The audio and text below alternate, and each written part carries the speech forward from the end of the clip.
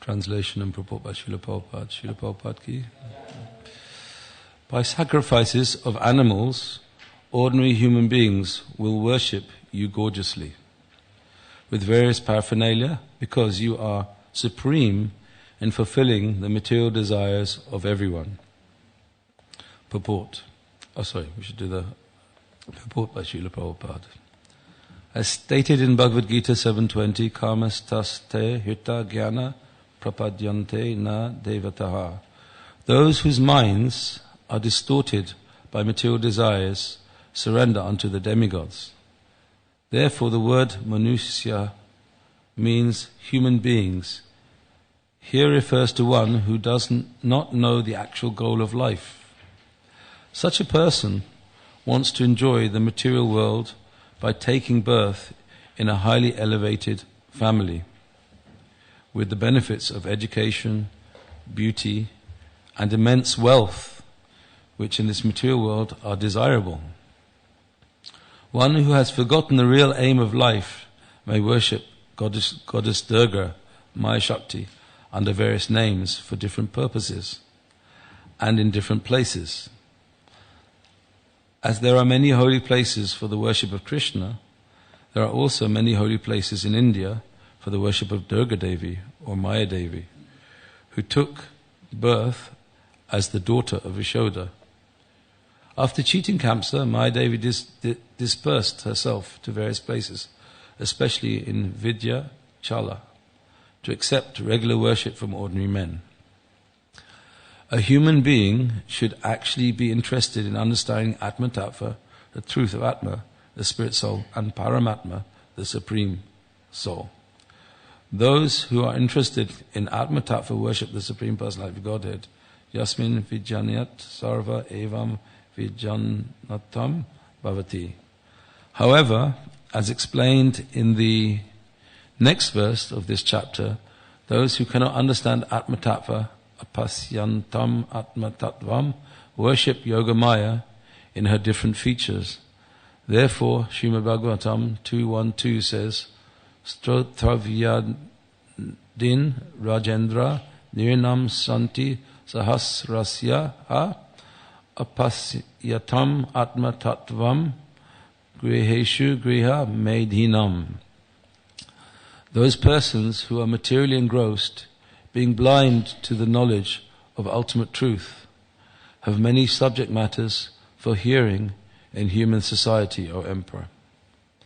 Those who are interested in remaining in this material world are not interested in spiritual salvation, have many duties, but for one who is interested in spiritual salvation, the only duty is to surrender fully unto Krishna, Sarvadhamma Prichija Mamekam Saranam Raja. Such a person is not interested in material enjoyment. Let's read the translation again. By sacrifices of animals, ordinary human beings will worship you gorgeously with various paraphernalia because you are supreme in fulfilling the material desires of everyone.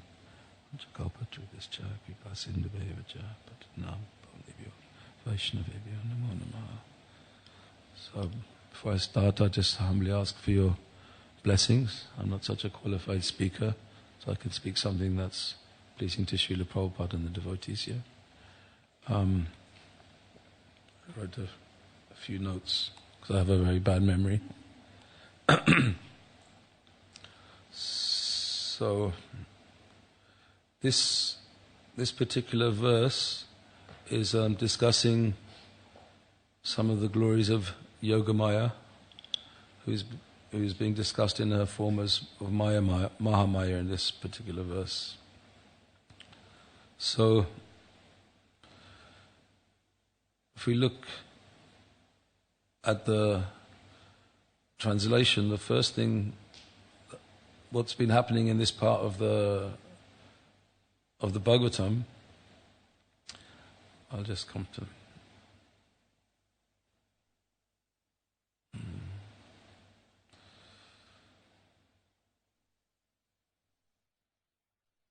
Okay. We've been talking about the function that Krishna has asked Yogamaya to arrange for the transfer Balaram, Baladev, Shankarsan. There's some details that I wouldn't want to comment on this probably at this stage.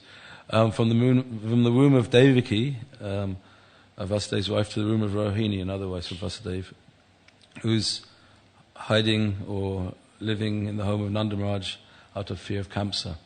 And we can see what from this particular verse and the previous ones, what a competent and intimate devotee of Krishna Yogamaya is. Not that she's been empowered by Krishna to do this extraordinary service, to transfer Balaram. So in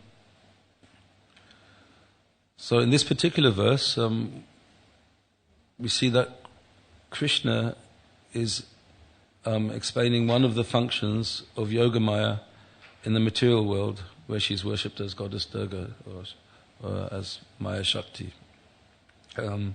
So he says in the translation, she is supreme in fulfilling the material desires of everyone. Yeah, and then if you look at the word for word, it goes Sarva Karma Vara Ishvarim. Yeah, because you are the best of the demigods who can fulfill all material desires. So, how powerful Yogamaya is, the best of the demigods fulfilling material desires. Maybe I should have a word with her.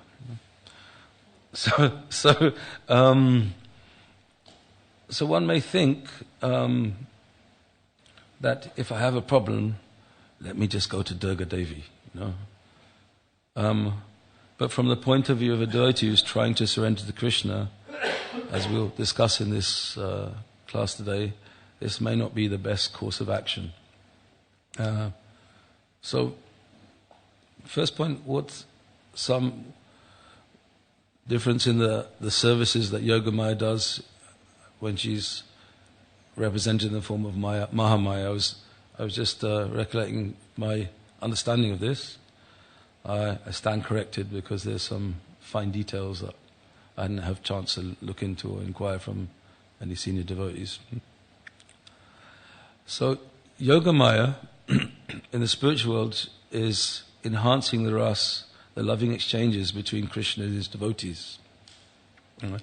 Why is he doing that? Why is she doing that? To increase the transcendental pleasure and attraction between the two, between the devotees and Krishna. So it's a very nice service to have, no? To be able to do that. For example, you see Mother Yashoda, when she sees Krishna as a little boy, she's very protective of him. She's just seeing a little boy that she has to look after. Yeah, even though he's avatari, all other avatars are coming from him. In fact, one of his avatars is Nrsingadev, who gives protection to all the devotees. But Mother Yashoda is thinking, I should protect Krishna. I should look after him, my little boy, So, then again we see Nanda Maharaj, when he sees his son, he sees him as his son, Krishna. He doesn't see him as the Supreme Personality of Godhead. So Krishna gets his shoes in the morning, place them on his head, and he takes it to his father, touches his father's feet, So if Nanda Maharaj saw Krishna with awe and reverence, how could he allow Krishna to serve him like that? Or conversely, if Krishna was aware of his greatness as God, how would he carry Nanda Baba's shoes on his head? I'm God, why would I do this? So Yogamaya is arranging that somehow the devotees in Krishna are transcendently bewildered. Again, would Subal and the other cowherd boys jump on Krishna's shoulders so they can have a friendly ras? Can Krishna really lose a wrestling match? So if Yogamaya was not allowing them to be absorbed in the consciousness of their spiritual body for the pleasure of Krishna, how would these things go on? So Yogamaya is facilitating or allowing Krishna and the devotees to be absorbed in serving one another with love.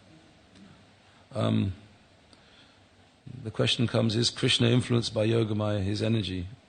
my current understanding, I can stand corrected, is that yes, he is. Some may say different, so I'm not so qualified to the fine details of those. So if anyone has understanding, I'd appreciate the end of the class.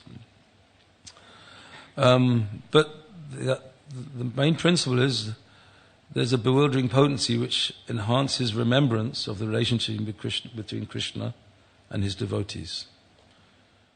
Now we come to Yogamaya in the material world, where she's a transformation of Mahamaya. Here the function is to bewilder you into thinking that you are the body. In the spiritual world, you're bewildered in thinking you're the body in a different way, your spiritual body you identify with. Hence, we're endeavoring more than necessary. I mean, we're just meant to keep body and soul together, but to enjoy the bodily conception of life. And that's what it means to be materialist. That we forget that we're the soul and we strongly identify with our body. That we're thinking, somehow I'll enjoy through this body and be happy. So Prabhupada, in the first part of his purport, is discussing this point. He's saying in Bhagavad Gita 7.20, Kamastasta hrityajnana prapadyante naya devataha. Those whose minds are distorted by material desires surrender unto the demigods. Yeah. So this is the problem, that when our mind is filled with material desires, we're thinking, how can I get them satisfied? And that will make me happy. So the intelligence has been stolen by material desires. We see it. Sometimes I just want to relax. I just have a nice sleep.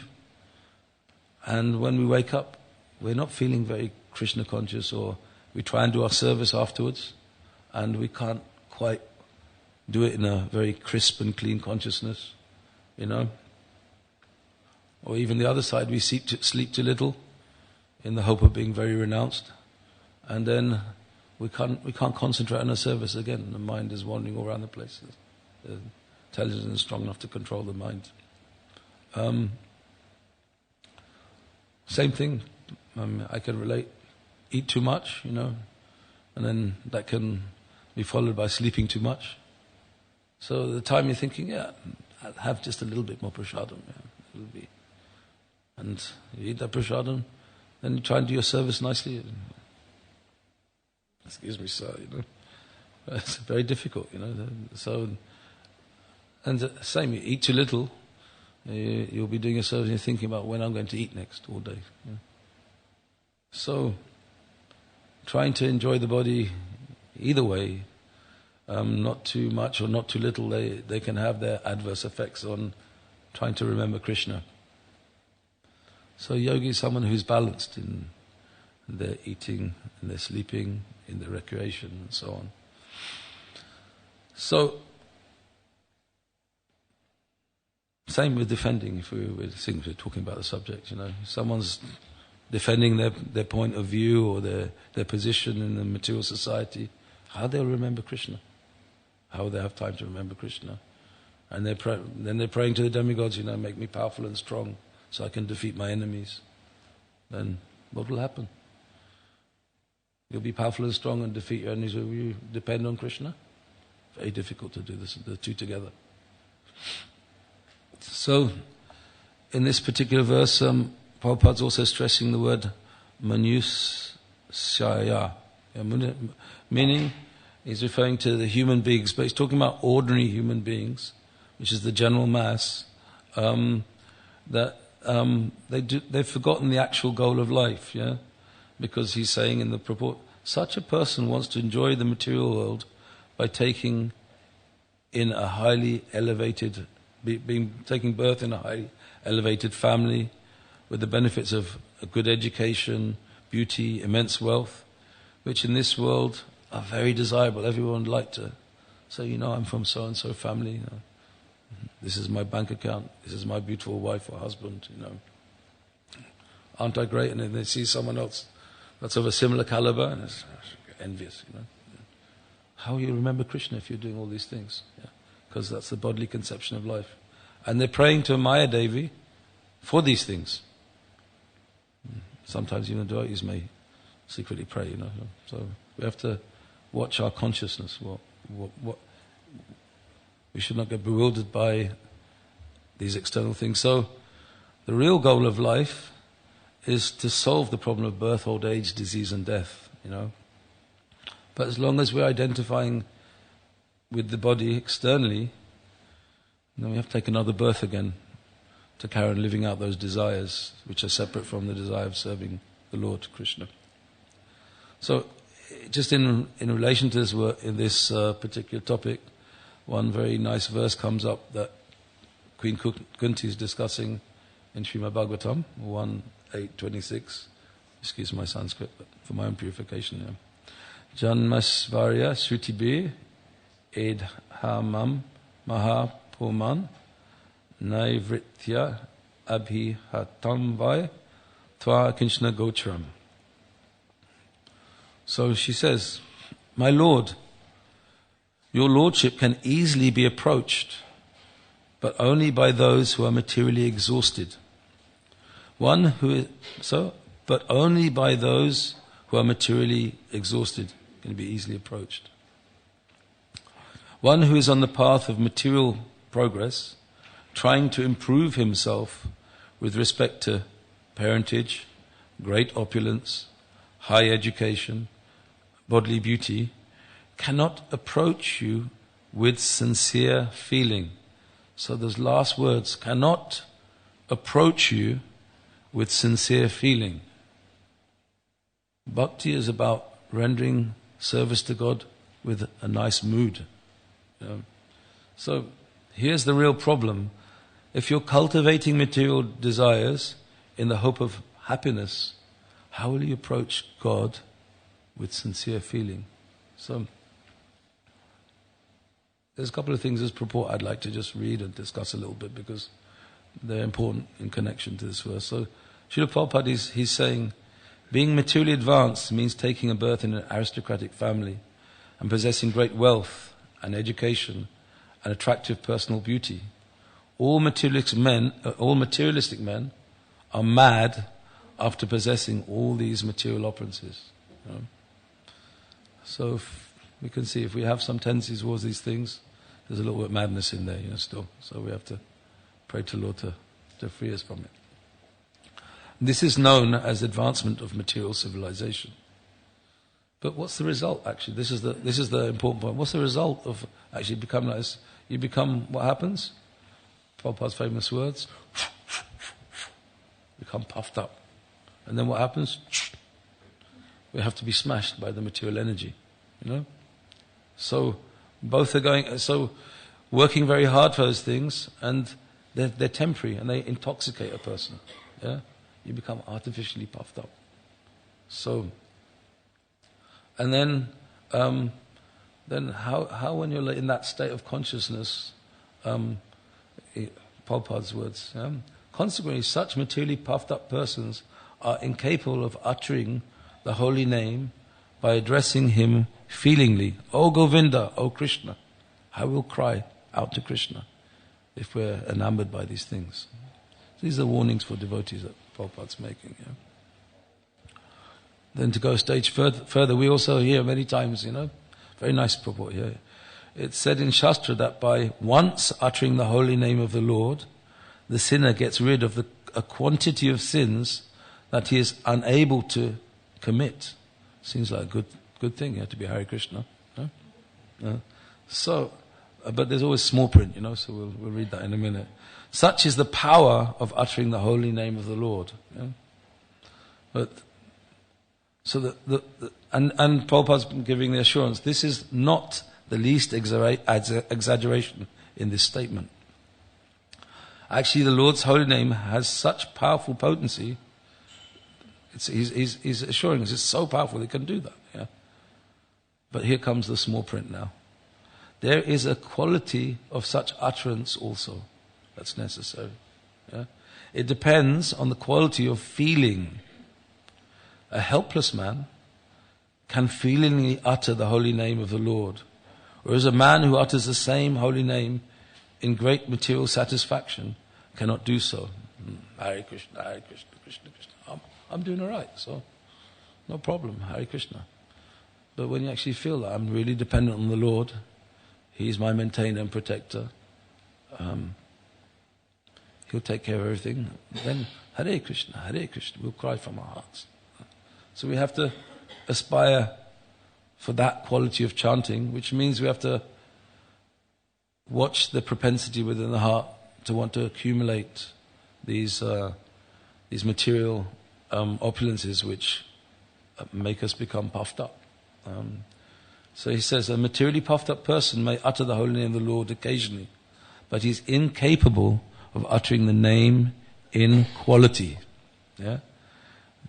Therefore, the four principles of material advancement, namely high parentage, good wealth, high education, and attractive beauty, are, so to speak, disqualifications for progress on the path of spiritual advancement. So the general process that we're looking at is to decrease the degree of fever so that we will become devotional in our mood. That's what's necessary, yeah? And some kind words of assurance from Srila Prabhupada, because sometimes it is seen that spiritually advanced persons become materially impoverished, yeah?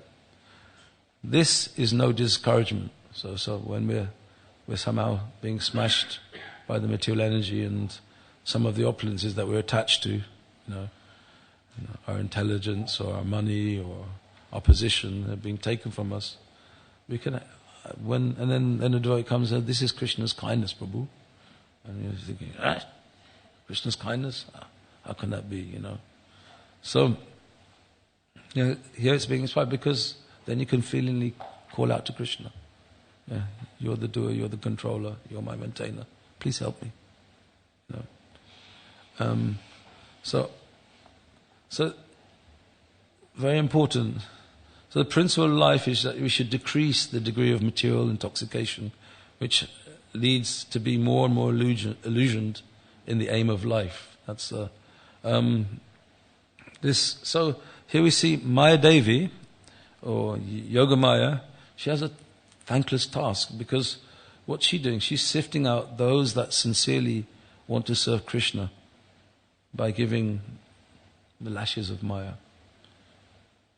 So those lashes, they're actually good for us, because they brought. It's good to see people at some point, since I do a blur, So to bring people to the point that they'll surrender to God, As I was out on Sankirtan on the 31st of December, and we were in a place called Harlow. I stopped one lady. First time she went past me, then I stopped her. And she looked like she wanted to stop. I was like, we're having a tough day. And what happened? Jai Shri Shri Radha Gokul Nanda ki, Sitaram Lakshmana Hanuman ki, Lagor Nitai ki. So what actually happened was we were having a tough day, so we half-heartedly tried to stop her. She turned her face because she was interested, so tried again and stopped her. Then we started talking. I showed her the books about yoga and meditation. She seemed positively interested. I said, just give a donation. She gave me a sizable donation, so I went to my box, gave her Gita as well as the 3 books she's already had, and she was very, very carefully listening to, these books, they're teaching her how to become happy, peaceful. She's listening. Then I turned around and said, why are you so serious? Because I understand I don't actually have to do much to inspire this person to take this book.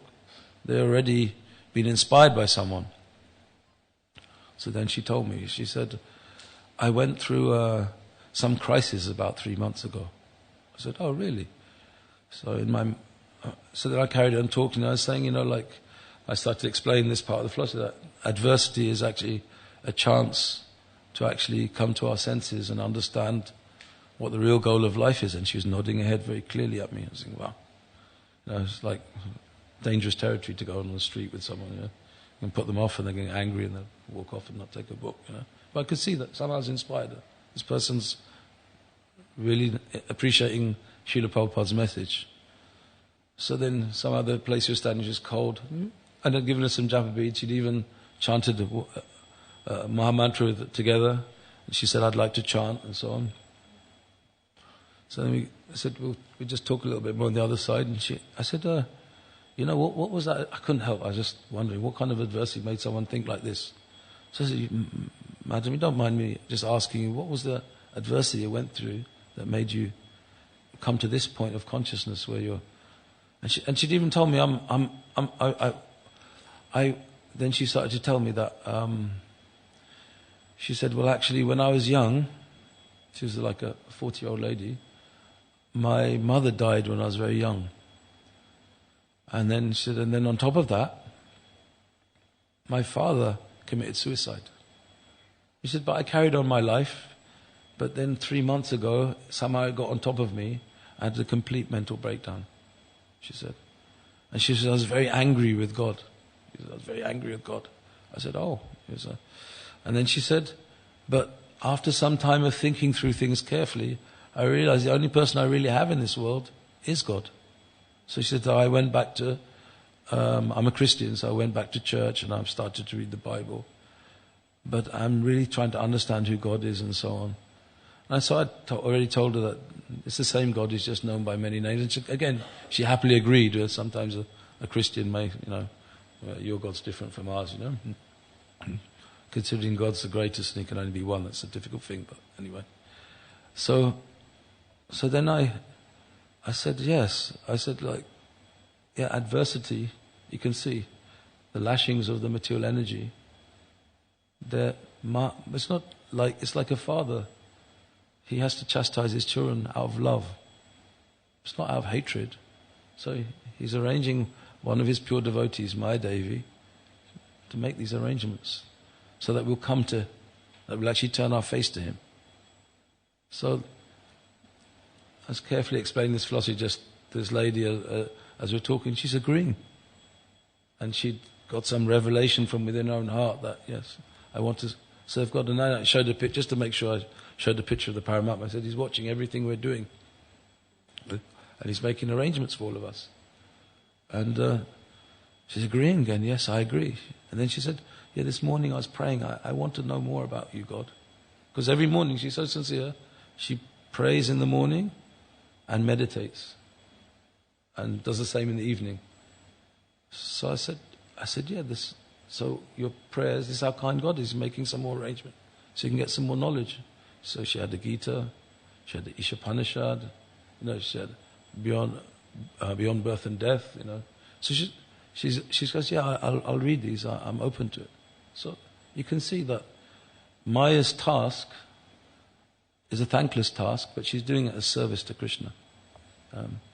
And then when and that will carry on with the devotee through the purification process to the stage when she'll take over as Yoga Maya and someone will start to remember Krishna and they'll forget about his awe and reverence and so on and want to serve him with love. So just some of the thoughts I had on this verse. So going back to the purport, so we go on, one who forgets the real aim of life may worship Goddess Durga, Maya Shakti, under various names for different purposes in different places. So for someone that wants to forget Krishna, Krishna is not interfering with our free will. He's allowing us to do what we want. So, but the real goal of life is that we want to actually become Krishna's servants. The solution to this problem of birth, old age, disease, and death is to become happily situated as Nitya Krishna Das, not identifying with our body. So we see that important for the devotee to cultivate that consciousness and not get distracted by all these material desires. So the last point I'd like to discuss is, so we see that many of us we aren't purely motivated by serving Krishna. So how are we going to get rid of our material desires? You know? So very nice in that same verse about the demigods being bewildered, but those that are materialistically minded being bewildered and going to the demigods to fulfill their material desires. Srila Prabhupada, he says some very nice things. He goes, 1, those who are freed from all material contaminations surrender unto the Supreme Lord and engage in His devotional service.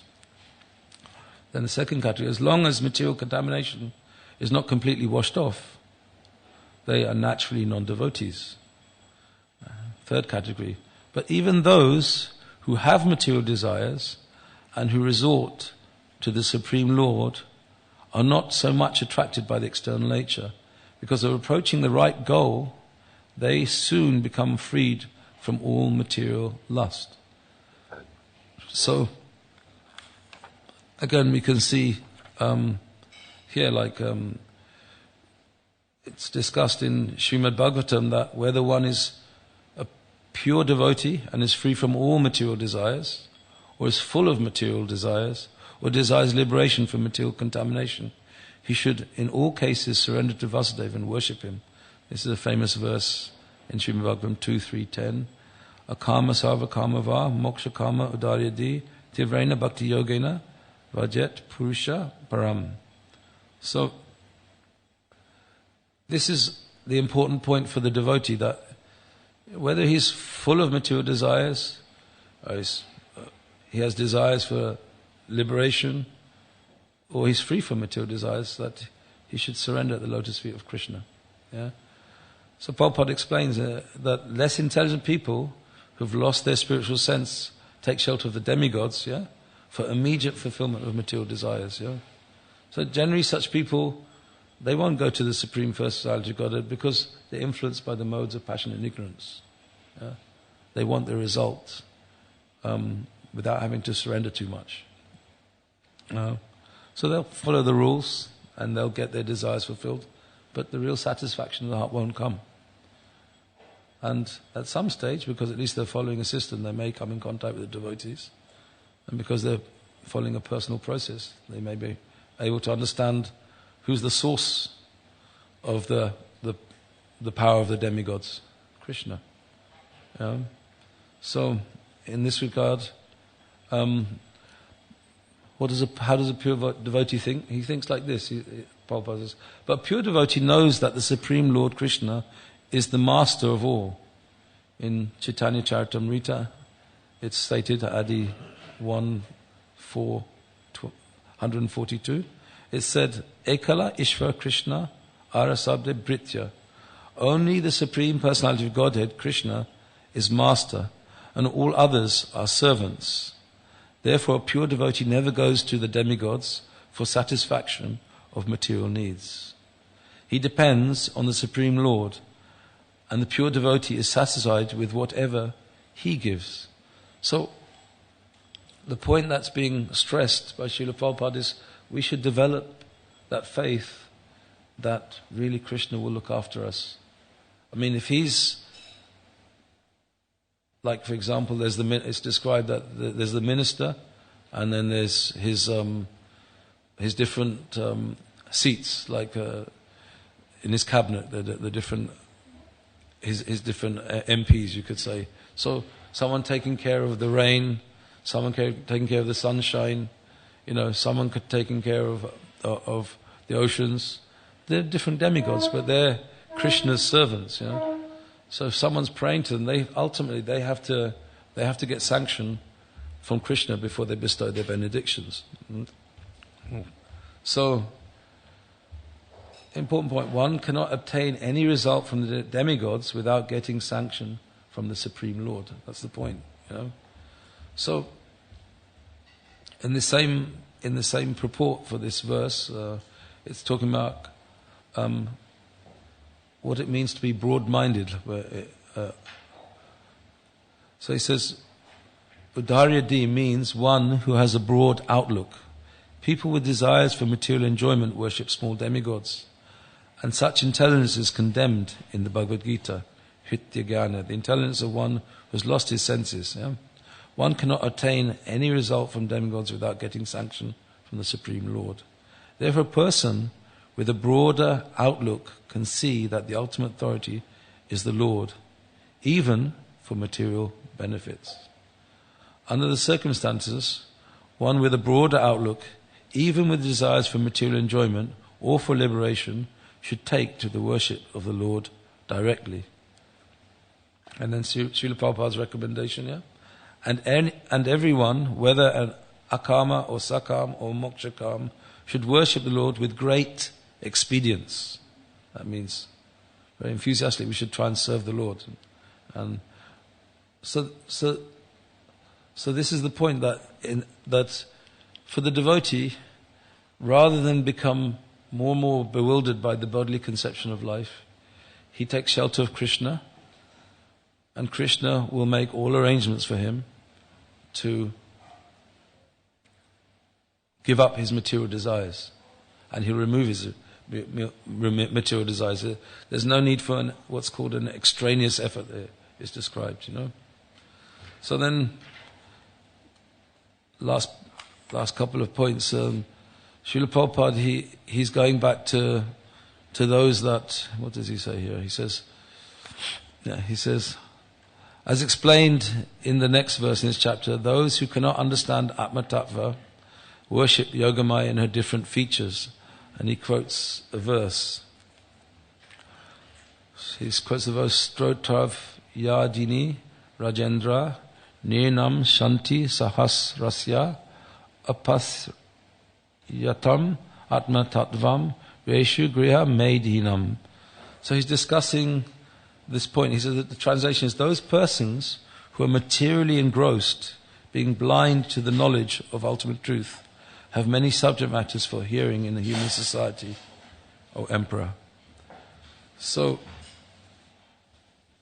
the point that's being discussed here is how someone will become distracted if they're materially engrossed. And it discusses in the purport of this verse how actually there's two cultures. There's the cult of the householder. One of the cultures of the householder is the grihasta, yeah, and the other is called the grihamedi, yeah. So the grihastas, their conception of living together is that those who live together with wife and children, they live transcendently to realize the absolute truth, the ultimate truth, Krishna. So they're living in the service of the Lord together. But however, the grihamedis, yeah, those who live only for the benefit of their family and the extended family. And thus, what happens with grihamedis? Because they're cultivating the bodily conception of life rather than seeing that they're all servants of Krishna, they become envious of each other. So this is again the problem of cultivating material desires. So very nice definition of what it means to be Medhi. Srila Prabhupada very clearly say, Medhi indicates jealousy of others. So then he very nicely explains, the Grihamedis, being interested in family affairs only, are certainly envious of others. Therefore, one Grihamedi is not on good terms with another Grihamedia. Hope it doesn't sound familiar. And in the extended form, one community, society, or nation is not on good terms with another. Because everyone's got their selfish interests. They're thinking about their family, their extended family. My family's better than yours. We have more intelligent people in our family. We have a bigger car than you. My house is bigger than yours. My wife is more beautiful than yours. My husband earns more money than you. So naturally they'll be fighting. But if you're identifying as a devotee of the Lord, that yes, we're all Krishna's servants. You know, see how fortunate they are. By Krishna's grace, He's given them that opulence to use in the Lord's service. You know, a non-envious attitude has to be cultivated. So the grihasta, he's cultivating this attitude. So the human form of life as being stressed in this particular purport, and we'll wind up with, is actually to surrender to Krishna and render service to the Lord. And we'll just touch on the last verse that Prabhupada is Sarvadhamma Parityajya Mamekam Saranam Vraja. He discusses. So 2 points that are very, very important that come from that particular purport of that verse that I'd just like to talk about. Prabhupada says, now in summarizing Bhagavad Gita, the Lord says that Arjuna should give up all processes that have been explained to him, and he should simply surrender to Krishna. That surrender will save him from all kinds of sinful reactions. So if you surrender to Krishna, sinful reactions will be removed. For the Lord personally promises to protect him. Yeah? So, and then in the 7th chapter it said that only one who becomes free from all sinful reactions can take to the worship of Lord Krishna. Yeah? Thus one may think that unless he is freed from all sinful reactions, he cannot do the surrender process. So, I can't surrender, I've got so many desires. But no, Prabhupada again, he's stressing, whatever your situation, yeah, to such doubts, it is here said that even if one is not freed from all sinful reactions, simply by the process of surrendering to Krishna, he is automatically freed. There is no need for strenuous efforts to free oneself from sinful reactions. One should unhesitatingly accept Krishna as the supreme savior of all living entities. With faith and love, one should surrender unto him. So the point being that we have to develop that faith by associating with devotees that have that faith. And that way, gradually the material disease of being in the bodily conception of life and wanting and having this problem of birth, old age, disease and death will be vanquished. So, very simple. The process is by hearing Krishna's message and then chanting it, sharing it with others. Not only will we get purified, but others will get purified. We'll create a Krishna conscious atmosphere in which to get out of the clutches of Mahamaya and enter the clutches of Yogamaya. So I stop there. If there's any questions or corrections, I'm happy to take them.